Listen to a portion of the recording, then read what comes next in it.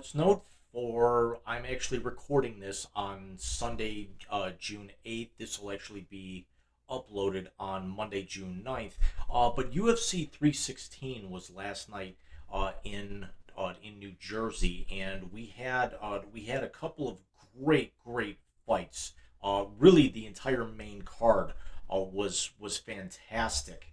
Um, Realistically, from top to bottom, we had Patchy Mix come out, even though his performance was very kind of uninspiring. He lost by a unanimous decision after coming over from PFL and Bellator. We had some of the other matches we had. I kind of tuned in late, but Kelvin Gastelum and Joe Pfeiffer, Body Bags Pfeiffer, was very entertaining at times. It certainly was two guys with big knockout power, and Pfeiffer gets the win. Admits that he did not put up his best performance. The main event had Merab Dishvili basically have his way for most of the fight with number one contender Sugar Sean O'Malley. And O'Malley is one of those guys in the realm of John Jones and Conor McGregor that I absolutely love when he gets tagged. And in his last two fights against Merab, he's basically looked lost. Um, as again O'Malley tapped in the third round. Good. But the one that we're going to talk about here tonight, or today, whenever you may be watching this, was the co-main event, and that was champion Juliana Pena defending her title for the first time after regaining it against arguably the most decorated female combat sport athlete in history, and that's Kayla Harrison. Now, Harrison was a two-time Olympic gold medalist. She won gold in judo at 78 kilograms. It's 175 pounds, imperial, at the 2012 Olympics in London, and then followed that up with a gold medal in the same weight class in 2016 in Rio, and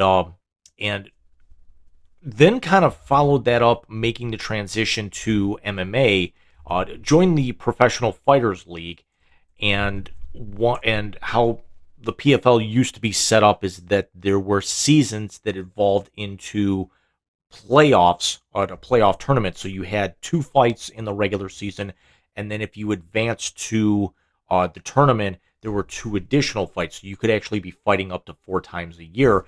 And Harrison won the 2019 and 2021 women's flyweight championships. So when you win the tournament, you become that division's champion for the year. And to this point, Kayla Harrison only has one loss on her record, and that was in the 2022 finals when she lost a split decision to Larissa Pacheco, and somebody who she had actually beat twice in 2019. Now, Pacheco had actually kind of moved up to Bellator after PFL and Bellator kind of merged after PFL bought Bellator a couple of years ago. And Pacheco's last fight, she lost to Chris Cyborg in a PFL super fight for that flyweight championship. But Kayla Harrison comes over to the UFC. She makes her debut against Holly Holm at UFC 300. She subbed Holly Holm in that, which is kind of historic, and it's all going to come full circle here in a moment. That we all remember that Holly Holm had the biggest upset in women's MMA history at the time when she stopped the unstoppable Ronda Rousey, who was undefeated at the time and won the UFC championship.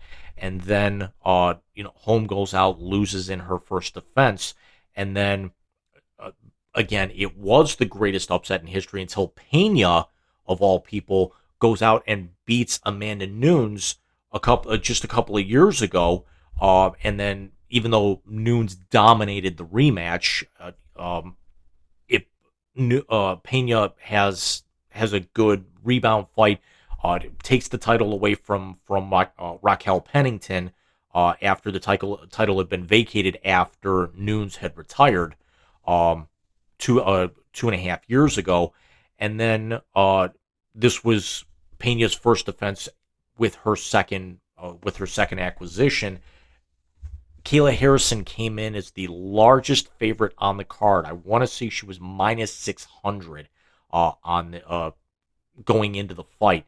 Um, Harrison had and basically had her way with Juliana Pena. It was a highly personal lead up to it, much like what Pena did when she upset Nunes.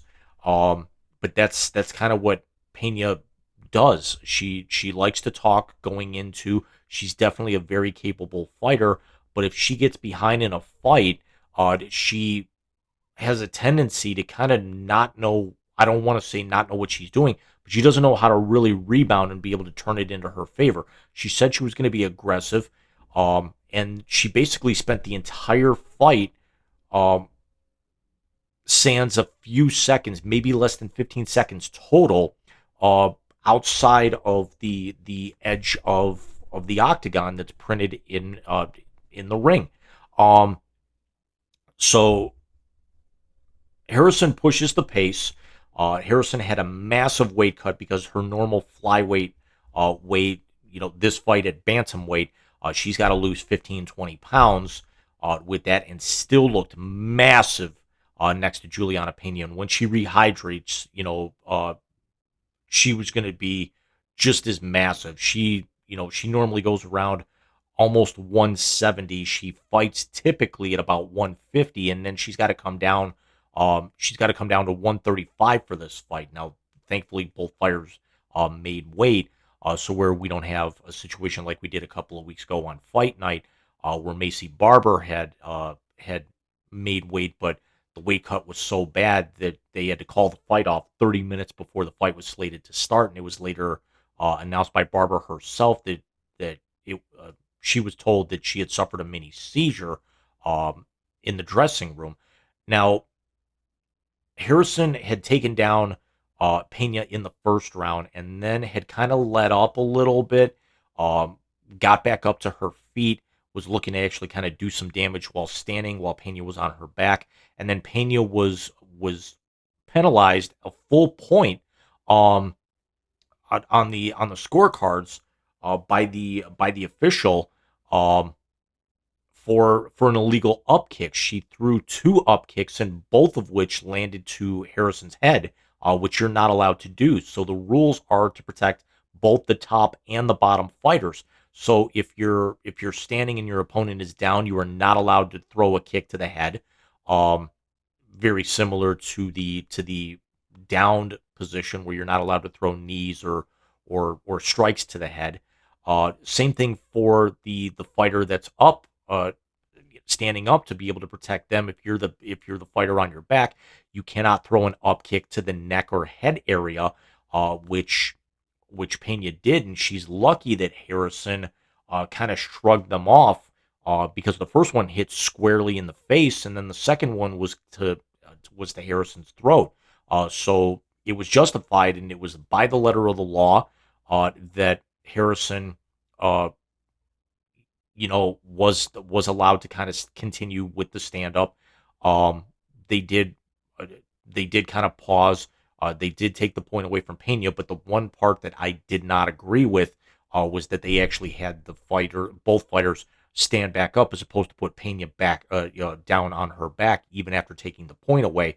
Um, Harrison gets the second takedown midway through the second round and just kind of goes to work. She starts positioning herself for a head and arm choke with about 2 minutes left in the round, and then you could see that she was kind of looking to get a finish, even though she knew going into the championship rounds that was actually going to favor Pena a little bit because that's not Harrison's style. In a lot of her UFC fights, she does not, or even going back to her PFL fights, she does not like to go to the distance. Um, she did get a UD over Ketlin Vieira at UFC 307 in her second fight in the promotion. But again, that's only 3 rounds. That's not going to the championship 5 at that point. Um, so Harrison knows that she's got Pena right where she wants her, and then she starts positioning herself with under 30 seconds to go for a Kimura lock. And as a fight fan who goes back with the UFC a lot of years, they brought it up on commentary, and I completely agreed with it. And it's the first thing I thought of is that Pena tapped before Harrison could start cranking on the arm. She had full position with under 10 seconds to go. If she pulls on that arm, um, Pena walks away with a broken arm. Um, and it would have been very, very nasty, because the last time I remember that happening was when Frank Mir broke Antonio Rodrigo Nogueira's, or AKA Big Nog's, arm. Um, Way, way, way back when, in 2011, and it was the first time that Nog had ever been finished in a fight, and it ended up taking 9 months worth of recovery. His next fight wasn't until 10 months after that one. Um, so very, very good on Pena to be able to tap. Yes, she loses her title for the second time without ever having successfully defended it. Um, but it's better to just kind of walk away with a strain as opposed to a snap. And then uh, the two kind of two embrace. Um, they pray to each other for nearly a good full minute, and Harrison gets mic time with Joe Rogan. She praises Pena, and then she calls out Amanda Nunes, who was in the crowd uh, at the fight. Definitely down in the lower level. She tells security to let Amanda into the cage. Both are teammates at American Top Team, and Amanda Nunes is straight up asked by Joe Rogan, does this mean you're coming back? And Amanda Nunes says yes, she's coming back. And now we have the biggest super fight short of Nunes and Rousey. Um, but I'm actually wondering now. I'm not saying that it's going to end the same way. It's certainly got the potential to, with with Harrison essentially kind of her normal weight class of flyweight. That division is so stacked that you figure they have to actually ask her to go down to bantamweight, because with somebody with some of the fighters like Alexa Grasso, um, with Macy Barber, with Aaron Blatchfield. It was going to be a little while before Harrison was going to end up getting a title shot there, and especially going up against Shevchenko. Uh, that's something that we wanted to actually have build for a little bit, not for too long though.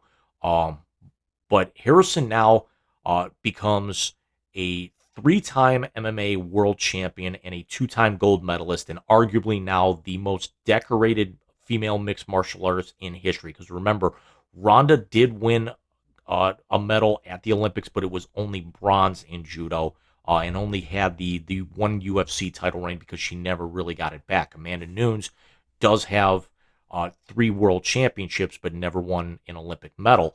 Um, so for Harrison, it just adds to the resume. Inducted into the International Sports Hall of Fame in 2023. She becomes only the second UFC fighter to win an Olympic medal and a championship, and that was an Olympic gold medal, I should say, because Henry Cejudo won gold in freestyle wrestling in 2008. Um, but Harrison also admits, I have the title. Nunes has the legacy. Um, so let's put it all on the table.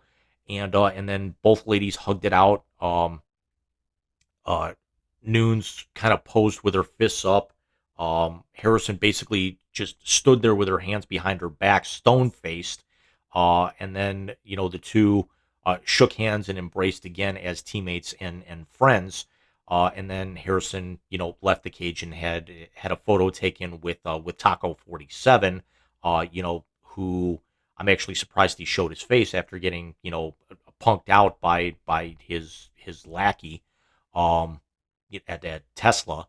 At that point, you notice I'm not using any of their names. And then even with uh, after Marab tapped out Sean O'Malley, he praised him and then went and had his photo taken. So by the time both of those happened, it was well past Taco's bedtime. So I'm actually surprised he was still awake and cognitive at that point. Knowing that he was probably going to end up sleeping in most of Sunday because he had a long day of golf, down in at Mar-a-Lago, because God knows he doesn't actually show up to Washington, but what, 2 days a week anymore. Um, but politics and everything aside, Harrison, I'm glad that she actually got the fight. Would I have preferred her and Shevchenko? Absolutely. Does that mean we might be able to see Harrison and Shevchenko before too long? Let's see what happens with the Nunes fight first, because I'm actually anticipating that would be either later this year or sometime early next. With Nunes being off over 2 years and Harrison not really having been tested by Pena, it's not she's not going to be barred by athletic commissions. Um, and given mandatory suspensions after fights, as they typically do for any kind of fighter who's injured. So let me know what you guys think. Who do you like in the eventual super fight between Harrison and Nunes? Do you think that Harrison with a win would possibly move up to look to challenge Shevchenko? Do you see somebody? Do you see Dakota Dijava eventually making the jump over to maybe challenge Shevchenko? Um, what was your favorite fight from UFC 316? And I will be back with you guys very, very soon. Wise Guys Sunday nights at 8:30 on our YouTube channel. Everybody take care.